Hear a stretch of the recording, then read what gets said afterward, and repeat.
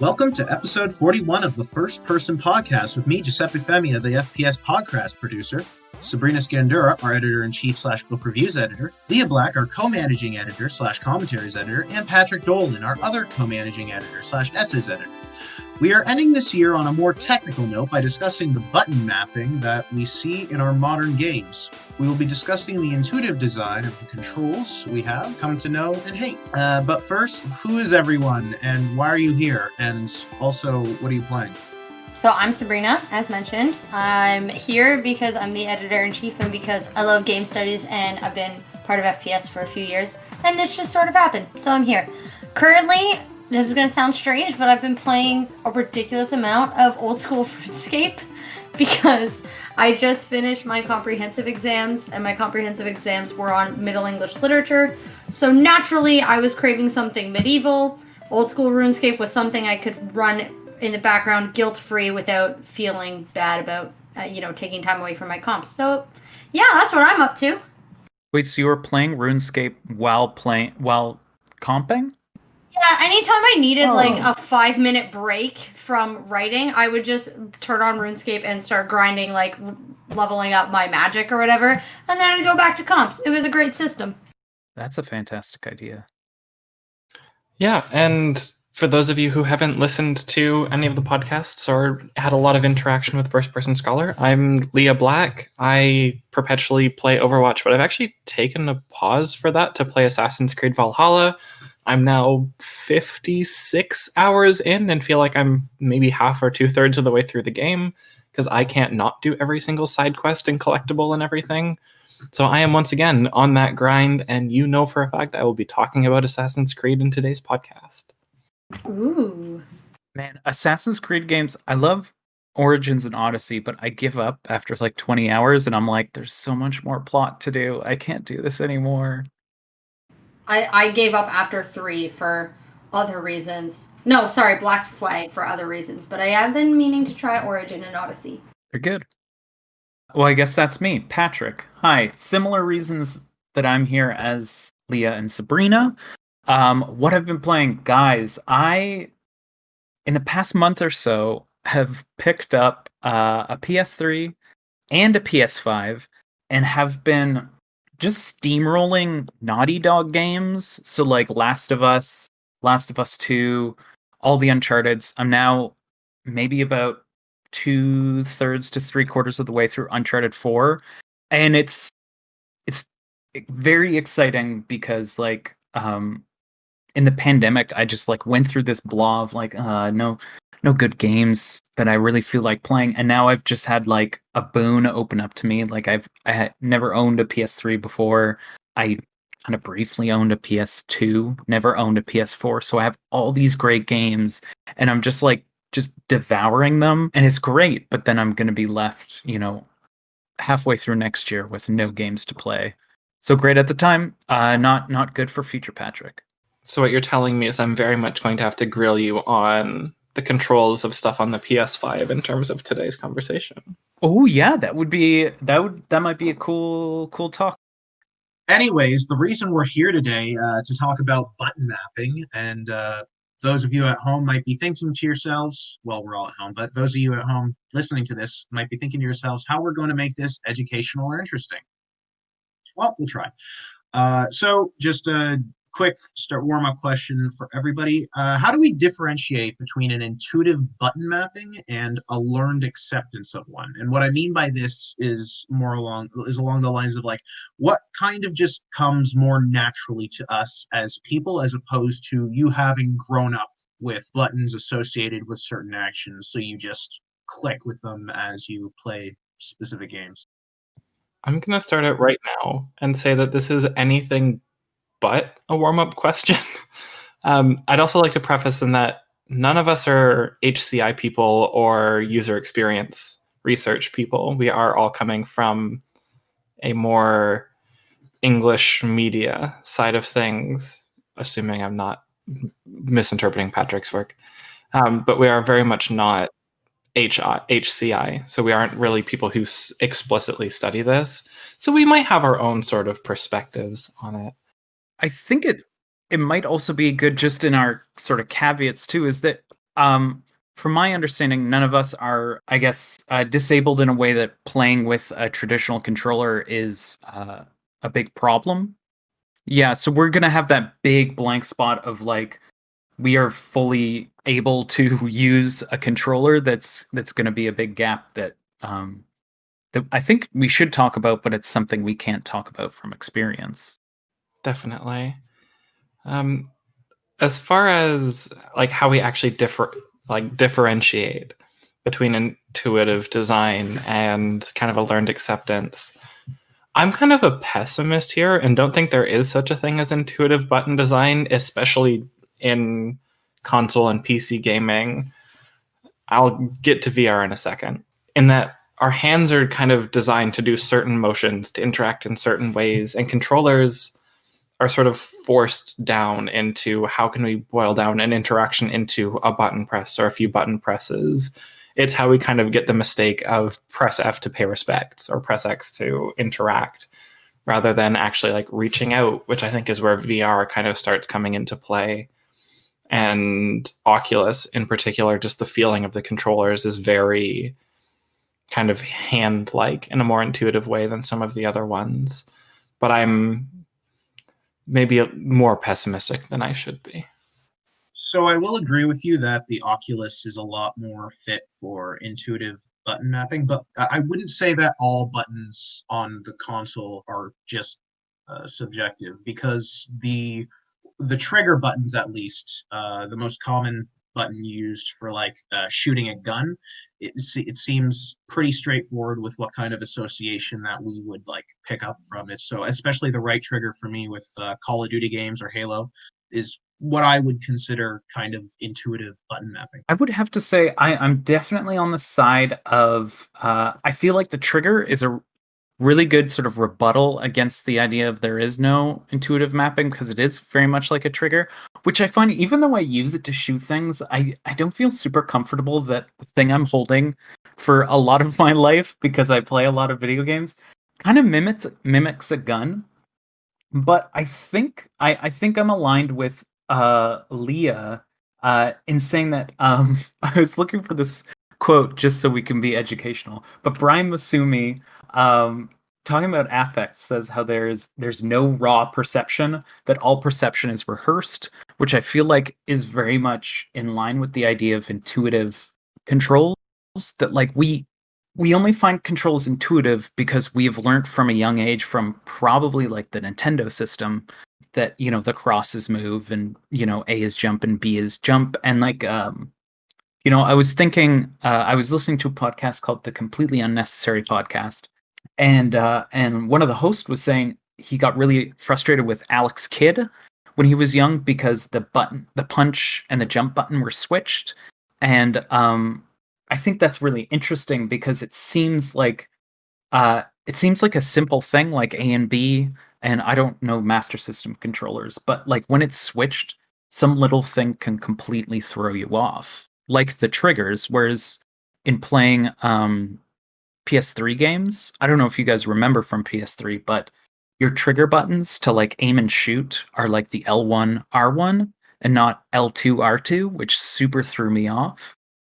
So I kind of don't have a way to end that thought. I'm trying to remember because I played a lot of Call of Duty Modern Warfare 3 on PS3. And I think I'm pretty sure it was L1 R1 there, or left bumper, right bumper. Maybe it was a Naughty Dog thing. I'm trying to think if it was just the PS4 swap, because I very viscerally remember the first time I started playing with L2 R2 as the triggers for like firing and aiming, that sort of thing. I'm admittedly no longer a huge first-person shooter person aside from Overwatch. I spend a lot more time in games where it's square and triangle for light and heavy attack, like Ghosts of Tsushima and Nier Automata, which is one of those things where all of a sudden when I jump into Assassin's Creed Valhalla, it's R1 for light attacks and R2 for heavy attacks. And that's where the trigger as the attack button really starts to break down, when it's no longer a gun, but a melee weapon in the sort of way, where I wonder if Patrick, you may or may not have had a whole lot of experience with this with the PS5 yet, but the sort of haptic control where there's resistance in the triggers, if that might create some more sort of intuitive experiences behind it. I have found so far, just to speak quickly about it, that the haptic feedback is like it. I very much enjoy using controllers mostly because of the vibration, which doesn't have to do with button mapping. So let's just try to speed through this. But like the Switch with their like HD rumble was amazing, and for me. But so this, if you think of like Spider-Man, and Spider-Man Miles Morales, you get some kind of tension when you're shooting webs in the triggers, and the actual vibration has intensity, if that makes sense. Like it's not just like a little vibration, a lot of vibration. Like there's like shocks and pulses, and like, when you play the pack-in game, the Astro, what is it, Astrobot, you can kind of like feel how the like bot is walking on different surfaces through the vibrations, but it actually doesn't affect controls or making them any more intuitive. It kind of just adds to the sort of haptic, like effective experience of the game. Good to know. I was honestly just wondering it from kind of a reinforcement standpoint on button mapping. I've heard it's really cool for Call of Duty games, but those aren't really my bag, so I haven't. I tempted just because I know it feels really good on the controller, but I just know like I'm gonna be spending close to $100 on a game I'm not gonna love. Yeah, that's hard. I'm going to put Sabrina on the spot here because you've been fairly quiet right now. I'm curious where you stand on this. I want to say that I don't believe that there should be, or not should be is the wrong word. I want to say that there is no such thing as intuitive button mapping because it's very difficult to truly map something that's actually intuitive, at least in my experience. Again, I'm not HCI, so like maybe there is, but as far as I'm aware, there isn't. That being said, when I put a controller, I instantly know that A is going to be some type of action button, typically jump in mid 2000s. There's like a standardization of A or triangle, or the button located in this vague area on the controller is going to be your action button. So as someone who played Resident Evil and Dino Crisis and Silent Hill at the times they came out, those tank controls were great because the camera was fixed. So going from one kind of shot, I guess, to the other was a lot more, I guess there was more of a flow to it, because instead of kind of looking at the screen to know where to go with the kind of like hex pad or whatever, the directional pad, you just knew one was forward, one was turn, one was keep going. But yeah, today when I was streaming Silent Hill 2, I had to change it so that it was sort of the analog move where you see him move. Because yeah, the tank controls I can't understand today. But that's also, it's hard to call those bad controls. They were just like, they didn't understand how to control 3D worlds yet. I'm totally being very, I'm applying a lot of recency bias to that, and I'm being very unfair, and I can appreciate that. It's just, I can't. But I guess, okay, so if we're going by today's standards, I don't know about the worst controls that I've experienced recently, because most games follow a pretty standard format.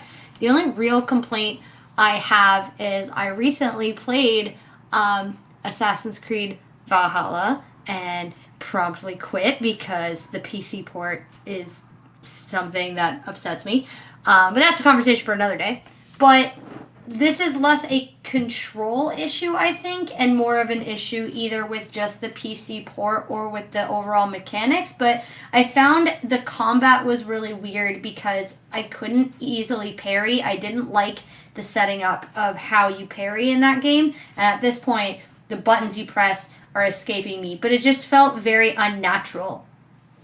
How do you like hit and parry with that in that game? I want to say, Leah, you might have to correct me, but I want to say you have to like time it with the left bumper. and I could be wrong. No, as far as I know, you're right on that. Because right bumper or R1 on PlayStation would be a light attack. Right trigger or R2 would be a heavy attack, and left bumper or L1 should be a parry. I think I've parried 3 attacks total in the game. I just dodge everything because there's no reason to parry as far as I found. It might set up counterattacks or make a little more damage, but the damage I take from trying to parry is just not worth it. Yeah, and I think that's my problem is it might not be a control issue. It might be like the mechanic in game that's the problem. I just found that I know okay, this might just mean that I'm terrible at video games, but I found it was far more difficult to parry in this game, and I don't know if that's a problem with the controller or again with something else. But like I've played For Honor, which is largely the same parry mechanic, and that was far easier. And that game, I would argue, is far more difficult or has a bigger learning curve. And yet, I could figure out how to parry in that game much faster. And then with Valhalla, I almost chucked the controller at my monitors, and then I remembered how much I paid for these monitors, so I had to stop. But yeah. I mean, I like how you mentioned that. So I haven't played Valhalla, but I played Odyssey and Origins, and they kind of go with the Dark Souls controls, which I really love, which is the like bumpers are light attack or block, and then the triggers are heavy attack. And Leah, you were saying like that does not compute with you. Yeah, that's something that took me a very long time to get used to, coming from like I've spent too many hours in Near Automata, where square is light attack, triangle's heavy attack, and Ghost of Tsushima is the same. It's a much more hack and slash model of game rather than the sort of RPG, which is R1 and R2. I'm trying to remember what The Witcher 3 is actually. I can't remember. Witcher 3, I think, is you use the like button pad to hit and do the heavy. I think the triggers and the bumpers are for your magic. No, because I don't know, but I think you do. I'll stop. I think it is the like button pad, which kind of makes sense to me, but I also do love the like Dark Souls trigger hitting, because then you can have like kind of all your fingers doing something. That makes sense. Well, and that comes down to a personal preference of mine too. In first-person shooter games especially, I run bumper jumper. So left bumper or L1 is jump, so I can always be thumbs on the joystick, so I can be moving and looking and jumping all at the same time without having to take my finger off of the aiming stick. So it's one of those situations where the R1, R2 for attacks actually does make a lot more sense, because you can be turning the camera or, in For Honor, say, moving your counter position. So it's, in that sort of way, it's more wholly intuitive, if not more specifically, where that sort of learned acceptance to me is I'm so used to square triangle that R1, R2 was a very hard swap, even though it might be more kind of potentially cognitively, but definitely kind of completionarily more intuitive. You're saying there's no worse controls, just bad people. Bad gamers, aka me and Sabrina. Okay. That's actually fair. I would say that for worst controls, even though I kind of shot down Sabrina, and I'm sorry for that about the tank controls, I think the worst, or maybe more painful controls is just controls that haven't figured out what seems to work yet. So like tank controls are hard.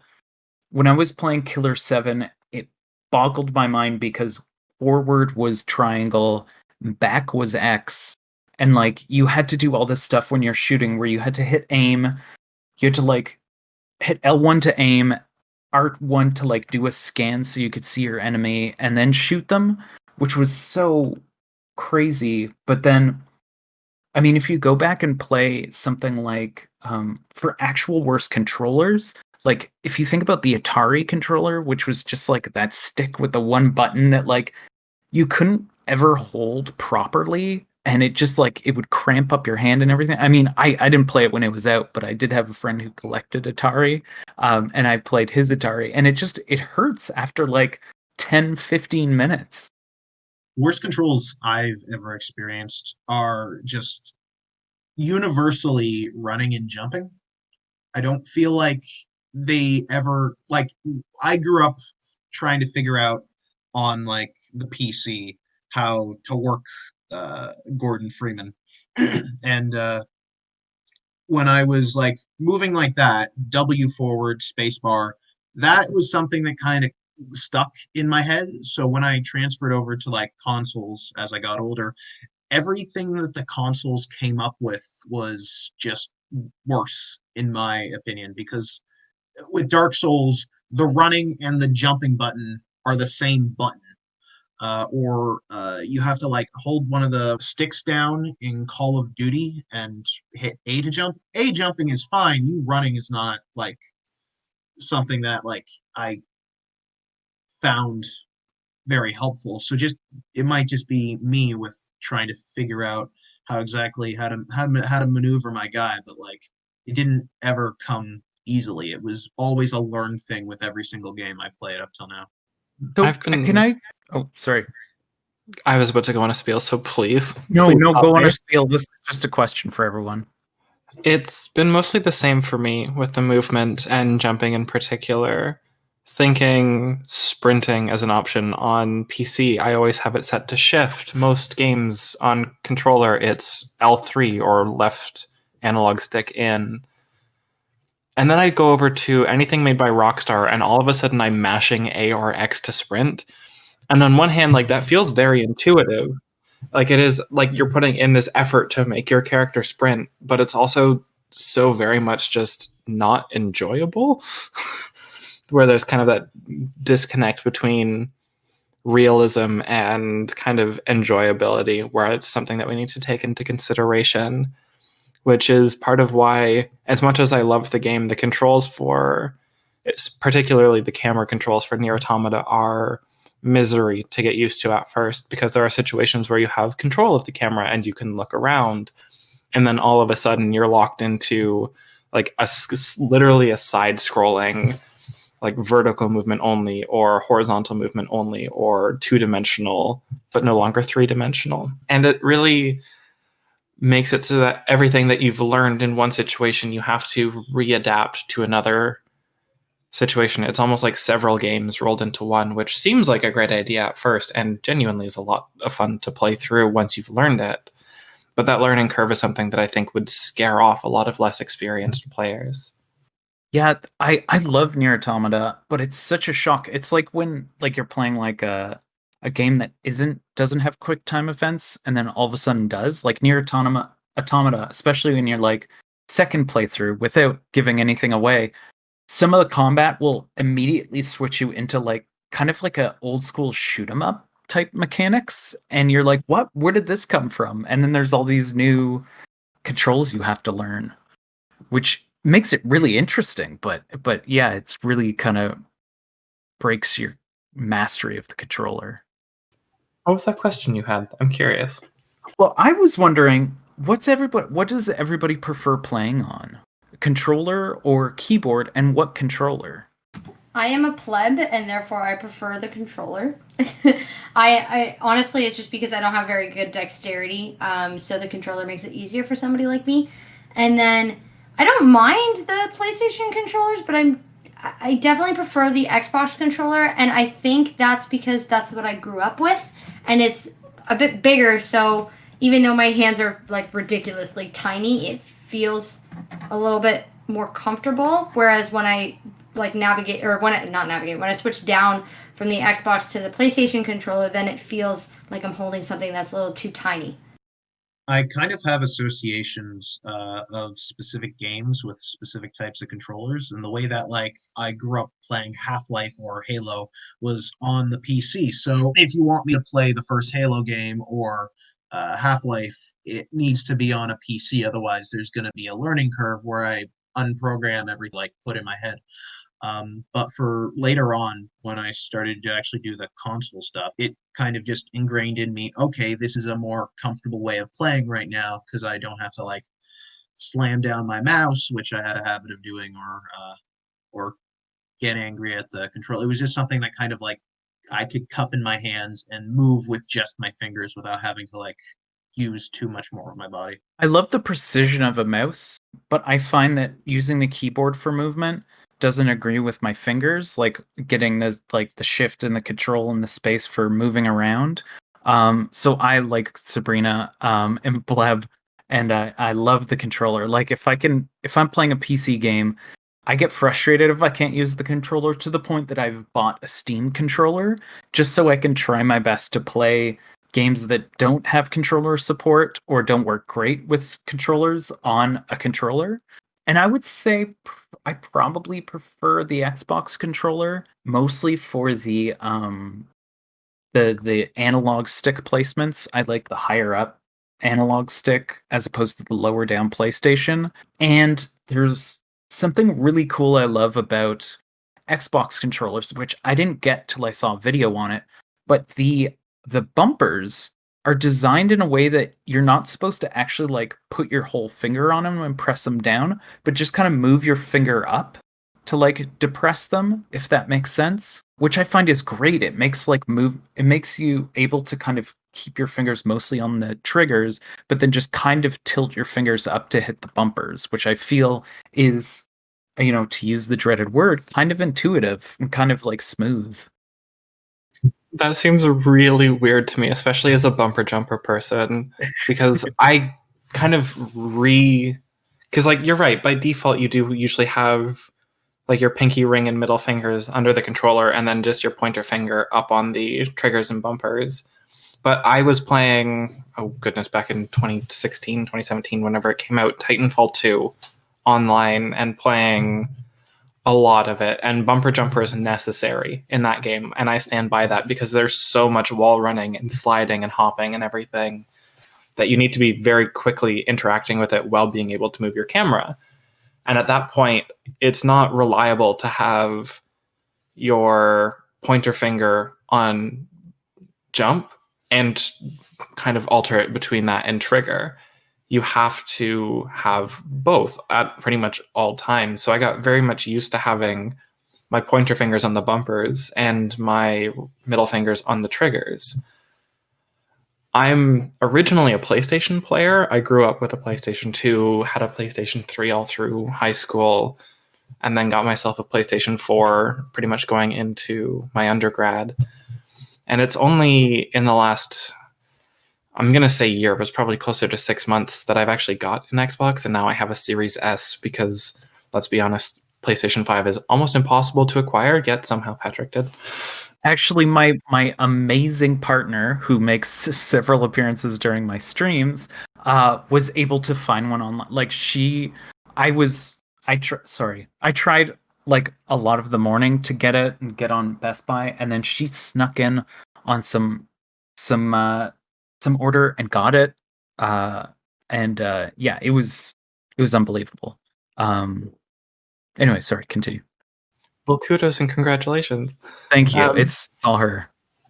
So it's one of those situations where I was almost biased to the PlayStation controller to the point where I don't understand why the analog stick has to be higher. It seems so weird. Your hands are a mirror of each other. Why would one have to be offset? To the point where now when I switch back to the PlayStation controller to play Ghost of Tsushima, I find my thumbs start hitting each other. And admittedly, I have larger hands. So the Xbox controller seems to be more suited to that.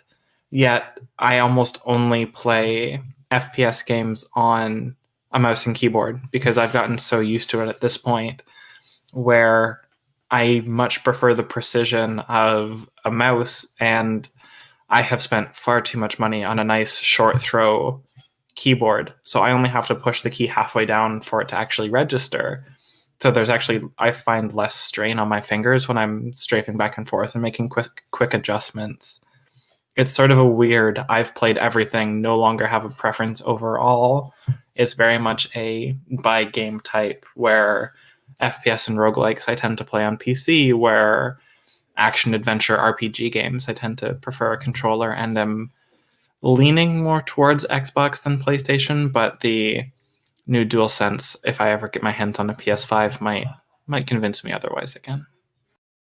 No, can we just go over your finger placement on triggers and bumpers. I have, except for when I maybe first held a DualShock, I have only ever had the pointer finger or the like first finger, whatever. I forgot finger names on the both triggers and the bumpers. But is it normal to have like a middle or even like a ring finger on like triggers and stuff? I've seen people do that, but I'm like you. It's index is the word you were looking for, by the way. Thank you. You're welcome. Yeah, I alternate between the like using the index finger just because it's easier. But I also wonder if that's why I strain my hands so much, because when I've been playing for a few hours, I get serious hand strain. Like I guess where the nerve of my index finger it meets like my thumb, like not quite in the middle, a little bit lower down, like on the palm. But I wonder if that's why, because I'm not using the controller properly.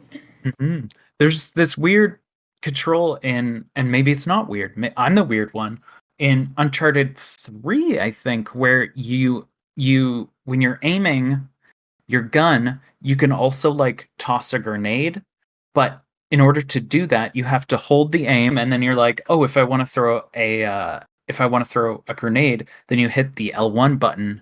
But what I had to do is if I was ahead of time going to do that, I had to think to hold down the trigger with my middle finger so that I can throw it. So it kind of defeated the purpose for me.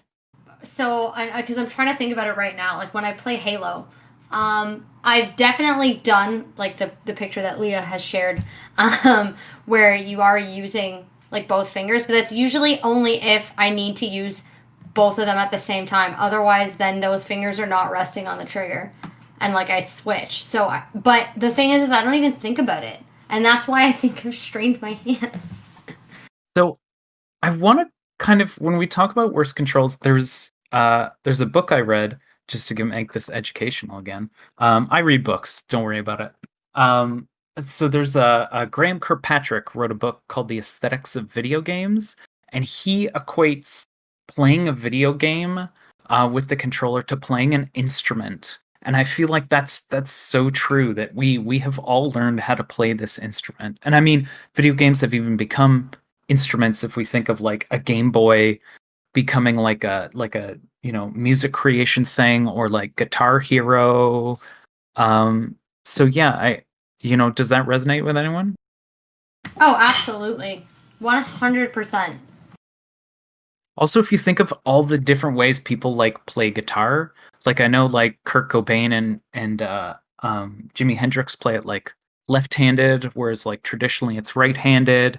I think even Kurt Cobain and Jimi Hendrix play it like most people who play it left-handed have for those who know how guitar is strung, have the like low E on top, but they played it with the high E on top, which is just like if you take a right-handed guitar and flip it, which is like a lot of ways of fingering chords imagines that you would have a E on top. But so this also, I thought of that and thought of how Leah plays with her two fingers, but that'd be just similar to like playing an instrument that sometimes like people might press down piano keys with two fingers. I don't know if that's the thing.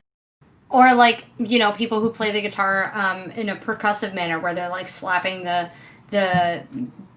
strings or whatever, or where they're plucking it while the guitar is lying down. If you've ever seen people do that, I could 100% see that comparison to it being like an instrument. And especially when you consider the learning curve that instruments have and the learning curve that trying to figure out how a controller works has, then I absolutely see it that way. And maybe that's why I'm not very good with the keyboard, because the keyboard's a more complicated instrument.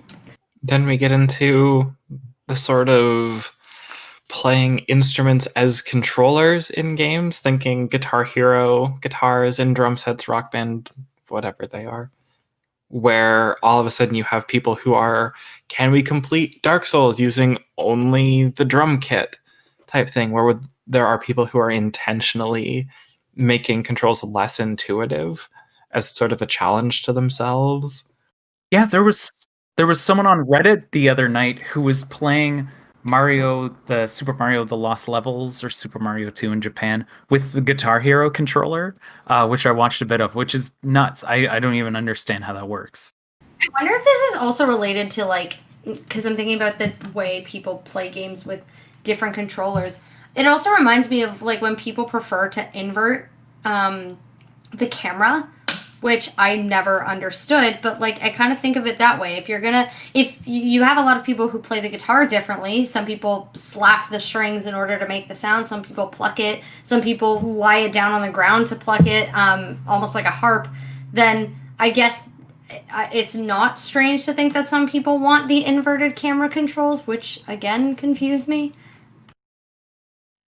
I think with the inverted camera controls as opposed to like the inverted mouse, Halo specifically, my roommate can talk a bit more about this, but he told me that the reasoning behind him wanting to invert the controls for Halo, where you pull the stick to the left in order to look right, it's because he sees it as like the back of the person's head so that when you're moving the stick that's attached to the back of the person's head to the left, you're angling their head right. And that is unintuitive for me, but that's how he reasons it out.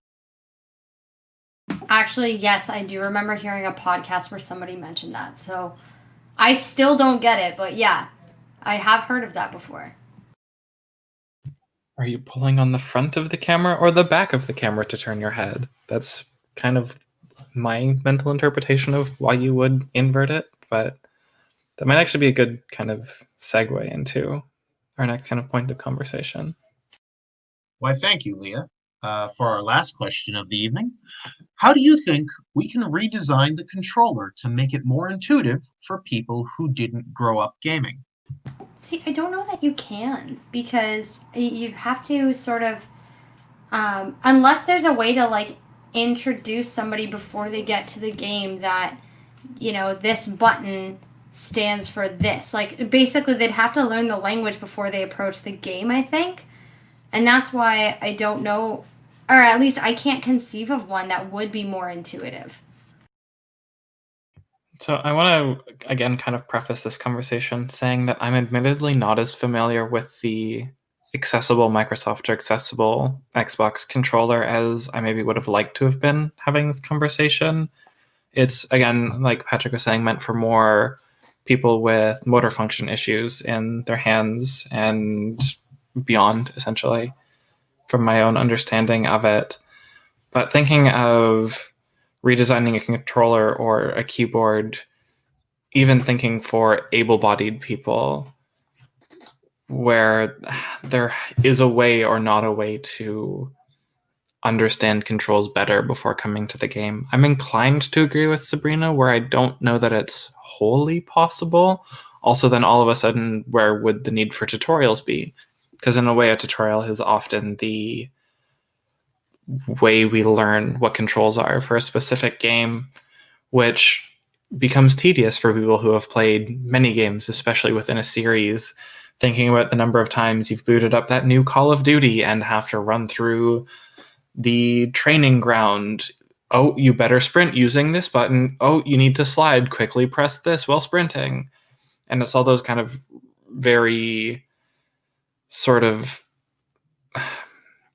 not quite patronizing, because it is very much a necessity, but it seems very unnecessary if you're familiar with it. So how can you create a controller that's intuitive for everybody without just doing full dive? I think if we had an answer to this, every company ever would be willing to hire us on the spot.